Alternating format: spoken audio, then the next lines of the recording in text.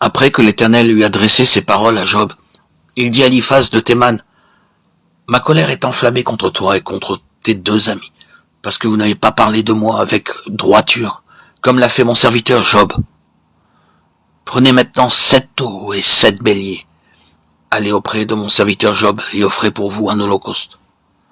Job, mon serviteur, priera pour vous, et c'est par égard pour lui seul que je ne vous traiterai pas selon votre folie, car vous n'avez pas parlé de moi avec droiture, comme l'a fait mon serviteur Job.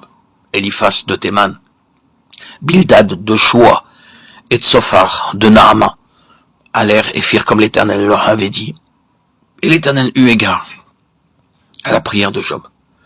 L'Éternel rétablit Job dans son premier état quand Job eut prié pour ses amis, et l'Éternel lui accorda le double de tout ce qu'il avait possédé.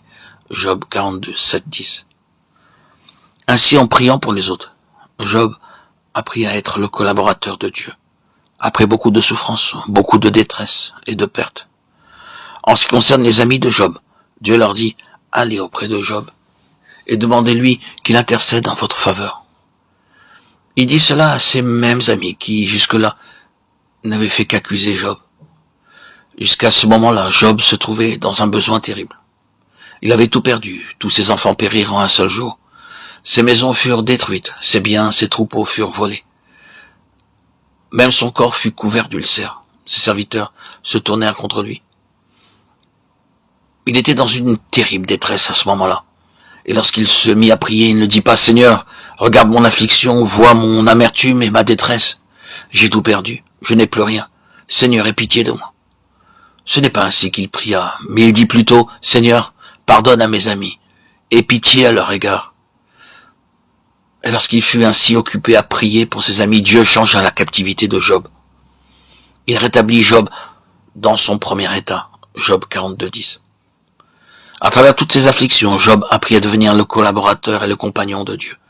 Et c'est le plus grand honneur qui puisse nous être accordé de devenir, en tant que croyants, les collaborateurs, les compagnons, les amis de Dieu.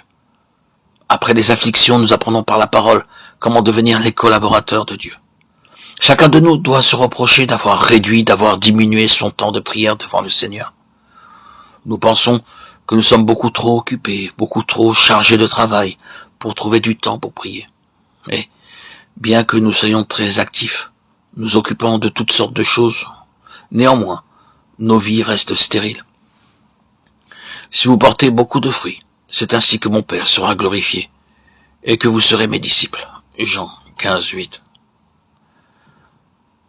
Ce n'est qu'en portant beaucoup de fruits que nous glorifierons le Seigneur, et que ces fruits, nous les récolterons en abondance.